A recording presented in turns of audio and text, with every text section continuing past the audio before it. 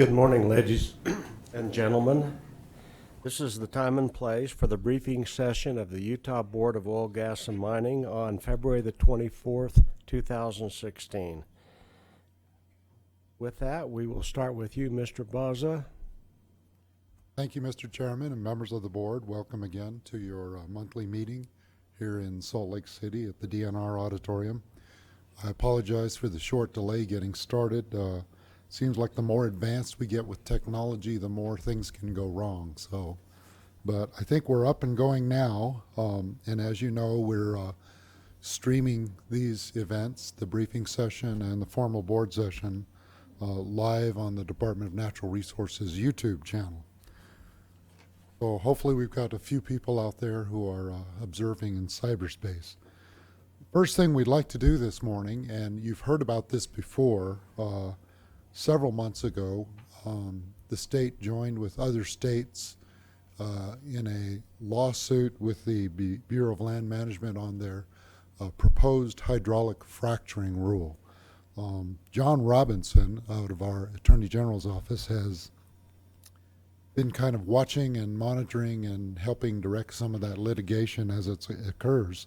So we've asked John to come and give you a brief update on the status of that litigation and what we know to date. Thank you, Mr. Baza. Good morning, Mr. Chairman, members of the board. It's good to be with you this morning, and we appreciate your time. I believe, as Mr. Baza indicated, it's been some time back in October, the last time I presented with an update, and a few things have changed since then, so I plan to cover two broad topics this morning. First, I'd like to bring you up to speed on the merits litigation that's ongoing in the Wyoming Federal District Court. And then second, I want to talk about something that's a little bit uncommon, and that's the fact that there's a simultaneous appeal going forward in the 10th Circuit Court of Appeals. As you'll see in front of you, there's an E&E article that was just published this morning that goes to that second point. And as I said, that's kind of hot off the presses, and I can only assume they published that this morning to steal a little bit of my thunder. Turning to the first point, which is the merits litigation in Wyoming Federal District Court. As you'll recall from the October briefing, this litigation started out almost a year ago in March 2015. At that time, the BLM published its final hydraulic fracturing rule in the Federal Register, and it purported to go into effect 2 months later, and it was going to cover fracking on all federal and Indian lands. Almost immediately, both states and industry filed for judicial review in that federal district court in Casper, Wyoming. Utah moved to intervene in the case and officially became a part of the litigation in time to join Wyoming, Colorado, and North Dakota in asking the court for a preliminary injunction to block implementation of the rule. The injunction request, I think, as I mentioned before, essentially said this. It said, hey, court, we think we're going to win this lawsuit for a number of reasons, and it doesn't make sense to just let the rule go into effect for a few months when you're going to turn around and set the rule aside later. So let's preserve the status quo with this preliminary injunction until the litigation is settled.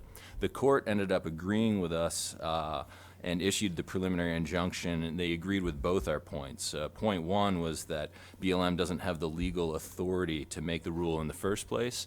Point two is that even if BLM does have the legal authority, they still didn't do an adequate job of explaining the reasoning and the analysis that led to the rule.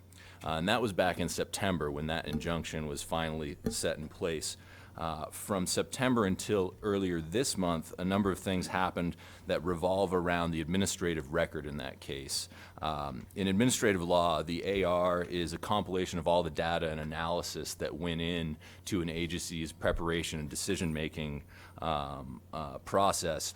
And in this case, it's the AR is comprised of several 100,000 documents, and it's almost 1 million pages long. So it was quite a massive undertaking, both in terms of the original rulemaking and then compiling the record after the litigation was filed.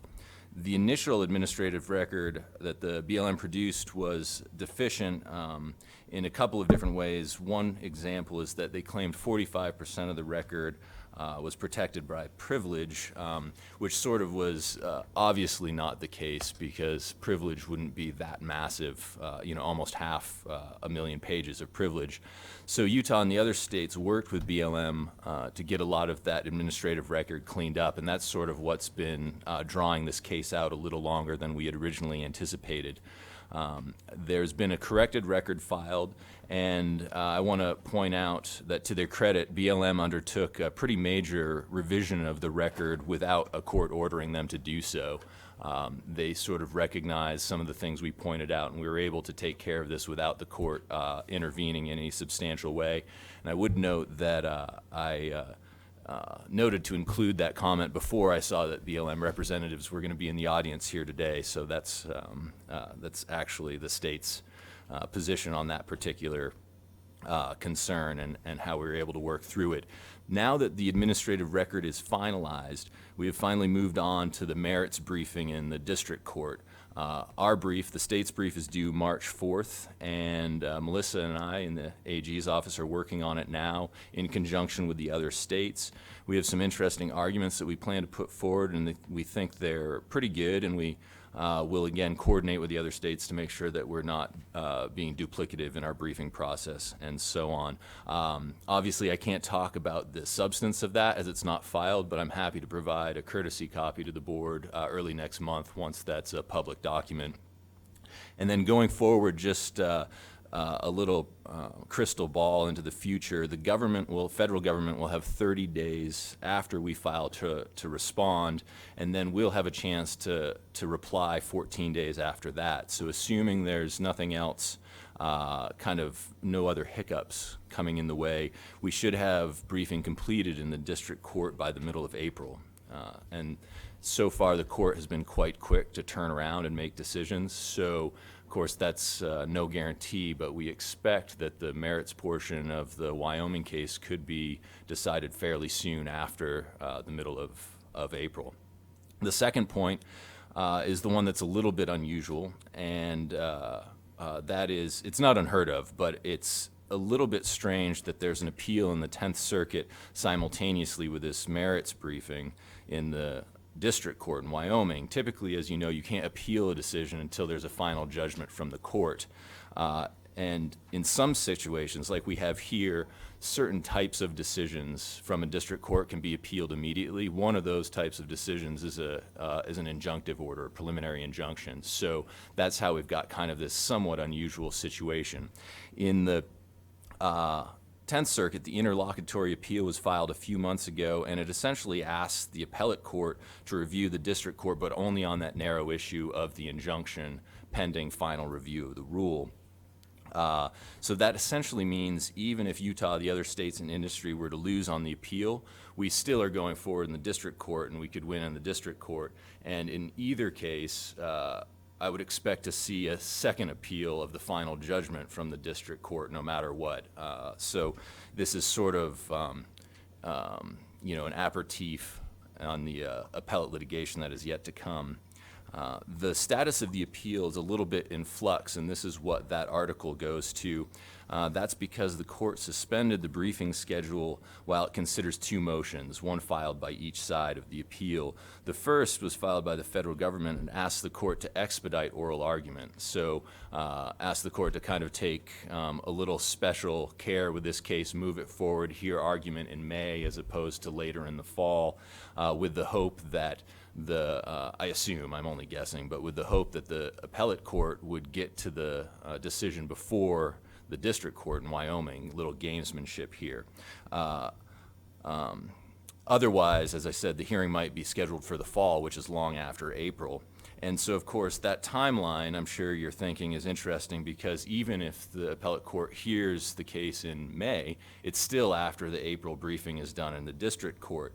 So the second motion filed by the industry petitioner goes to that point, and it says, court, you're going to hear this case, this appeal, after the district court even already has full briefings. So let's not waste everyone's time. Let's just put this thing on hold, or alternatively dismiss the appeal because the merits are going forward quickly. Both those motions were just completed in the 10th Circuit yesterday, so we're waiting to hear an answer from the court on that. And while those motions are being decided, the briefing schedule in the 10th Circuit is stayed. So as soon as they decide one way or the other, that case will either be dismissed, stayed, or briefing again in the appellate court will be probably a week or so after that, the opening brief. And then same sort of time period, 30 days and then 15 days. So we could still have an oral argument in May in front of the 10th Circuit, but it's looking less and less likely, but that's still pretty up in the air. And then finally, in summary, I apologize for so much procedure. I think it helps understand the process and why the time frame has been stretched out longer and longer. And, you know, of course, to lawyers, procedure is kind of like, I don't know, catnip or something. In any case, I think I'll leave the betting and odds setting to the bookies in Vegas, but we can safely say there are a lot of legal questions surrounding this rule. At the core, it's, as you can, pick up, it's about federalism, and I don't think anyone seriously contends that drinking water is important to protect. The question is who's best to protect it, and that's what the thrust of this case is actually about. And again, I expect to see an appeal from whoever loses in Wyoming back to the 10th Circuit, so we might not have final resolution for some time, and I look forward to updating you further, or one of my colleagues after I've left the office will be stepping in, and I think you can expect to hear at least a few more of these briefing sessions. So with that, I thank you for your time and invite any questions. Board members, any questions? Thank you. Thank you. I would just mention that John alluded to the fact that he would be leaving. His term as an O'Hara fellow with the Attorney General's office expires this year. So sometime in the summer, John will be moving on to his next role in his career. And, I think we'll assuredly have him come and brief you one more time before he leaves. But we've sure appreciated all of his work that he's been doing with us. The next item on the briefing is a annual report from Rio Tinto about the Kennecott Bingham mine. It's something that we routinely do at this time of year, every year, to have them come forward and talk about their reclamation that's been accomplished and the major issues that they're facing in terms of environmental remediation. So with that, I will let Trevor introduce himself and his role with Rio Tinto. Go ahead, Trevor.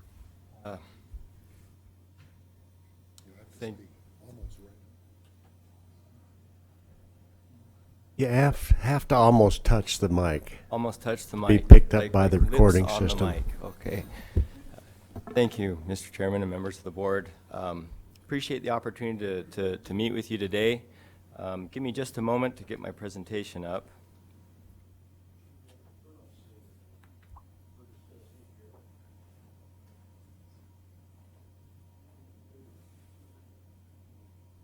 One button to push here.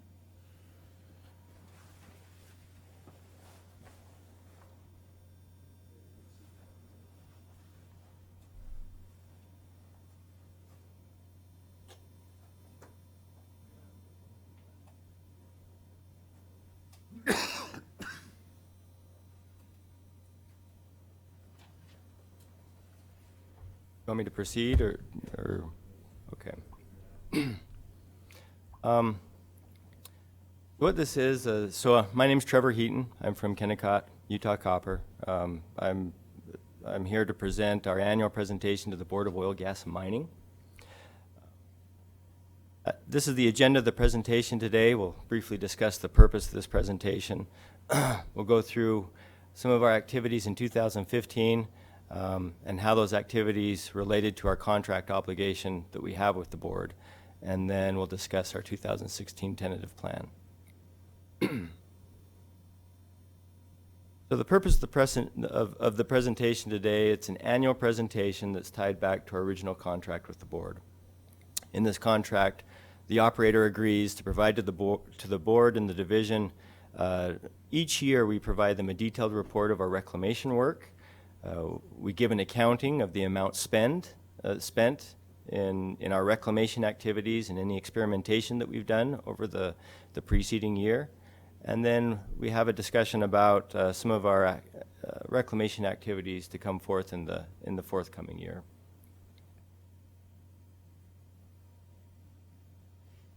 So this map shows, to get you oriented on this map, north arrow is pointing to the right.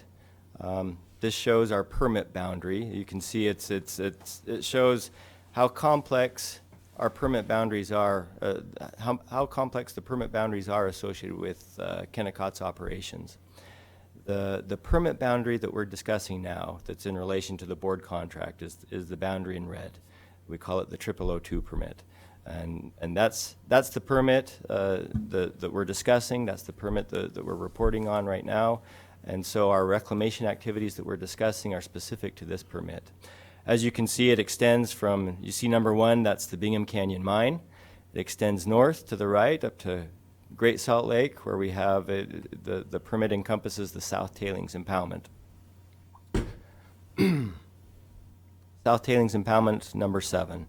And then it has various areas in between. This is the oldest permit that we have as a company. And over the years, as we've permitted other facilities, sections have been taken out of this permit to be accounted for with the Copperton concentrator or other areas as we've extended our operations. So summary of significant activities in 2015.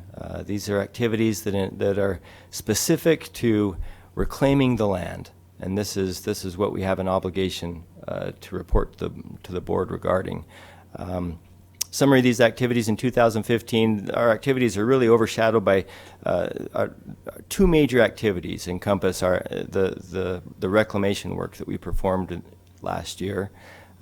These activities are related to the East Waste Rock Project, and they're related to the South Waste Rock Project. For the East Waste Rock Project, we had a number of activities related to soil salvage. We had a number of activities related to some improvements to our stormwater system associated with those east dumps. And then we began construction of a relaxed face of material along those east dumps to enable reclamation of the surface of these waste rock disposal areas. And then we also began construction of a relaxed shelf, a similar type project on the south waste rock disposal areas. We go through each of these areas. So soil salvage on the East Waste Rock Project, you can see the map on the upper right, shows where the activity is concentrated in 2015. This encompasses about 460 acres of disturbance as we stockpiled topsoil in preparation for construction of a relaxed face. You see the expanse of see these waste rock areas up here, this reclaimed surface, or this unreclaimed surface of historic waste rock disposal areas. In order to reclaim those surfaces are too steep, and they're just rocks, so no vegetation are going to grow on these surfaces. They're too steep to place topsoil. If you dump topsoil over the top of it, it'll just fall to the bottom. And so in order to reclaim these surfaces, we found the best way for us to do it is to place an additional relaxed face in front of the existing waste rock disposal areas and basically relax the face of that waste rock so that we can place soil, cap it, and then revegetate those slopes. So as we go forward with this project, to place this additional waste rock in front of these historic disposal areas, we've salvaged the topsoil, and it's been a massive effort. I mean, you can see we've stockpiled 4.8 million cubic yards of growth media. It's huge amounts of material. You go out there, I mean, you can see the bottom right shows one of the stockpiles, and there's several stockpiles throughout the area, but they're mountains of stockpile material. And then on these stockpiles, we place temporary seed mix for weed control to just try and Topsoil, do you have there that you're able to? It varies. So it varies per drainage, it varies per location. In some of the drainages, it can be quite extensive and quite deep as over the years you've had topsoil accumulate. And so really this effort is, it's an effort to try to salvage as much of that resource as we can to use after the waste rock is placed into use in our reclamation. This shows kind of an extent of the disturbance area. You can see, so the line, so going back, you can see the line, this shows the extent of the proposed waste rock shelf that would be required to give us a 2.5 to 1 slope, which is what we determined to be safe and required for placing the topsoil material and for vegetation to grow. So here you can see the same line of the waste rock footprint, the expected waste rock footprint as we expand this material. The green, the areas in green, they delineate areas that have been disturbed associated with our activities. So we've obviously salvaged topsoil in the waste rock footprint, but also outside the waste rock footprint, there's been additional structures that we've had to construct in association with this project. And so we've salvaged topsoil in many of these areas as well, and you can see there are various topsoil stockpiles along the outside of that waste rock, that expected waste rock footprint. Here's just some photos to give you to give you a feel for the size and scope of this project. You can see this entire area has been, topsoil has been salvaged from this entire area. You can see just kind of some little sections of topsoil that still need to be salvaged. You know, there's a little pile here, and you have an excavator working on some topsoil over here and some trucks, but this entire area has been stripped of the topsoil so that we could salvage it and maintain that resource for future use. Some more photos associated with this project give you an idea of some more photos give you more of an idea of the scope of this project.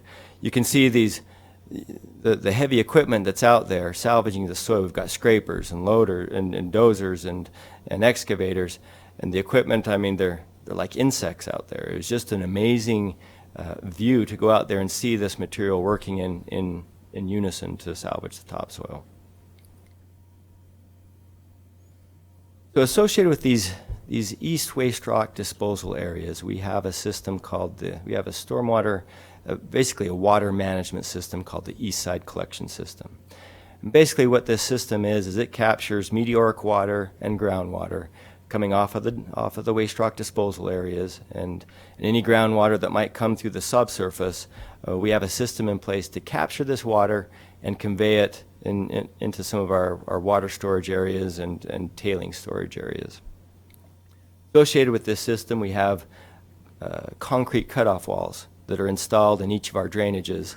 In several of the drainages along the east side and along the south dumps that basically extend down to bedrock and capture any surface flow that might be coming down and any groundwater coming down.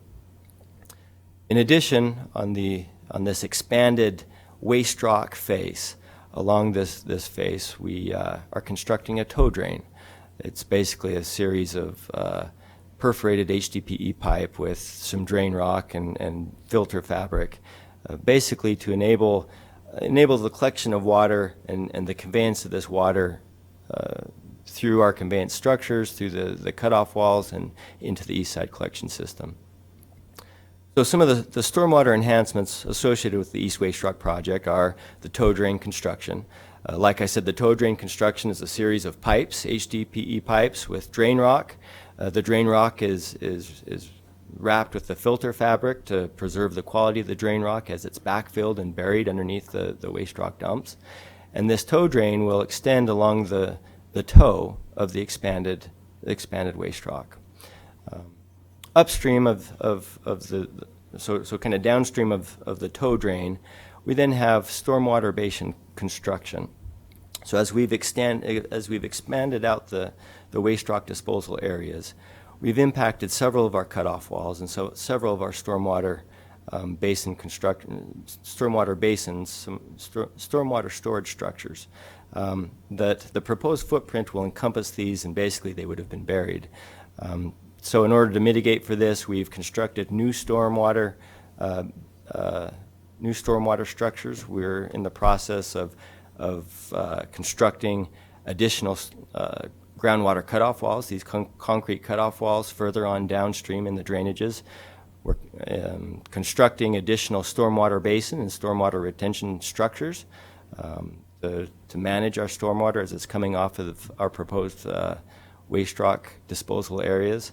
And then we're installing several pipelines, the tow drain, and then several finger drains associated with where we expect to have to collect our groundwater from this system. Here's some photos of some of these structures, the stormwater system enhancements and stormwater improvements. You can see down on the lower right, you can see the perforated pipe and waste rock, the drainage rock that's being placed. And then up top, you can see the filter fabric that's placed on top of it, and then the groundwork to finalize the project. And then the large photo on the left is the finalized project. And what you see there is you see an access road. Off to the left is where the tow drain is buried, and then the large drain rock channel that you see is a surface water conveyance structure. Additional activities for 2015 involve we've begun construction of this relaxed face. And we've begun construction of this relaxed face on both the east dumps and the south dumps. The picture at the bottom shows material that was placed in 2015 as we've begun this construction. So on the east side, the East Waste Rock project location, this just kind of gives you some pictures to orient us where this project is located. It's in the red arrow that indicates the location of the project on top, and then you can see on the map and kind of a Google Earth photo of where the project is located. Once again, material that was placed associated with the East Waste Rock project is shown on this slide. Basically, we've placed approximately 33.6 million tons of material associated with this project. Similarly, on the south dumps, you can see where the project's located, give you an orientation as to where this project is. And just a quick discussion of the waste rock shelf associated with this project. Years ago, on September 13th, 2013, Kennecott experienced a very large storm event. Our weather stations indicate that it was a 500-year event. Some of our stations indicated even upwards of a 1,000-year event. And it was a storm event that just seemed to hover right over the Oakers and especially right around our operations. This large storm event overwhelmed many of our stormwater management structures, and we had material that was released off-site, and it impacted property owners that were downstream. This project, the South Dumps project, is a response to that event that we had. So basically, this is a response to help us to mitigate that event from happening again, mitigate the risk of that event from happening again. And so in order to do this, basically we've had to do similar work to what we're doing on the East Waste Rock project, where we come in. So far, we haven't had to move any cutoff walls associated with this project, but we've enhanced the stormwater basins associated with this project. And this was done in 2014. A lot of the work, the stormwater enhancements that we did were in 2014. As we've done this, basically the idea to mitigate the risk of this stormwater event happening again is we needed to install a bench of material across the face of the first four drainages of the south dumps. And basically the idea is this bench of material would allow us to revegetate the outer slopes of this bench, Plus, the top of the bench would serve as a stormwater retention structure. And that, coupled with the enhancements of the stormwater basins below the bench, would enable us to better manage stormwater in this area in the event of a large storm event similar to what we've experienced in the past. I was out there on September 13th of that year, and I saw the rain coming down, and it was like being in a natural disaster movie. It was just absolutely amazing, the force of the water and the power that the water had in conveying materials and moving debris and materials through the drainages and across the property. And it was interesting. I saw areas that were vegetated, even with just a slight grass, remained intact during that event, whereas areas that were disturbed, those are the areas that we had issues with debris flows. So that's what this project does, is it provides us, it allows us to protect several of these drainages with vegetation and allow us to mitigate this event, the risk of this event happening again. So in 2015, the work that we've done, like I said, in 2014, we did a number of stormwater enhancements. In 2015, we began construction of this bench material. And so as we began constructing this bench, basically this bench would have a relaxed bench face of 2.5 to 1. It would allow us to place vegetation soil cover on the bench face. Associated with this project, we placed approximately 10.2 million tons of material. And you can see the drainages. We began placement in the first 3 drainages, really the first 2 drainages, and then just at the tail end of the year, we started progressing into the 3rd drainage associated with this project. The expenditures in 2015, according to our original contract with the board, we are obligated to spend a minimum average of $50,000, $50,000 US $1978 per year for each 3-year period, and we give an accounting to the board each year on these expenditures. So in 2015, we spent approximately $26.9 million in 2015 dollars. If we do an inflation calculation and convert that to $1978, it amounts to about $7.4 million of $1978 that we've expended this year. And really, this large expenditure is associated with the size and magnitude of the East Waste Rock project and the South Waste Rock project, and the amount of work that has been involved with both of those 2 projects. In 2016, we anticipate the following activities. We expect to expand our efforts on the south dumps into the next drainage over. We call it the Castro drainage, and that'll involve salvage of additional growth media from that drainage as we salvage that resource for use later upon the face of that relaxed slope. In conjunction with that, we'll have construction of additional stormwater controls, some additional stormwater basins in that drainage, and then we'll continue to advance the shelf at the base of those south dumps. Similar type activities on the east waste rock disposal areas. We'll continue to salvage material, we'll continue to construct additional stormwater controls, and we'll continue to place additional relaxed waste rock, the additional waste rock face along those east dumps. And then we'll do additional activities, experimental projects, as warranted and as funding allows in 2016. Any questions? Board members, any questions? No, it's been a very excellent presentation. Trevor, thank you. Thank you. I congratulate Trevor. I think that as we've seen these annual presentations, they just keep getting better and better.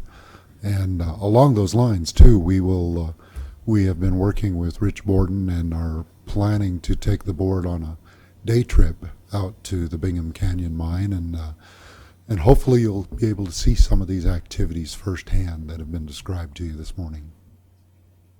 Thank Thank you you. very much. The next item on our briefing agenda, which is probably the only other significant item that we need to talk about, is a legislative update. We're now on day 30 of the legislative session. 15 more days to go, so we're 2/3 of the way through in the books, so to speak. And Steve Schneider, who works very hard to pay attention to our legislative activities going on up on the Hill, is going to provide you with that briefing this morning. Good morning, members of the board. I provided an update to the board on Monday morning, and that report is also on the board's webpage, so the public can view it there as a matter of this briefing. The report I sent to you showed that we're tracking 14 bills that relate primarily to the important topics of energy and minerals, and 40 bills that are administrative possible impact to the division.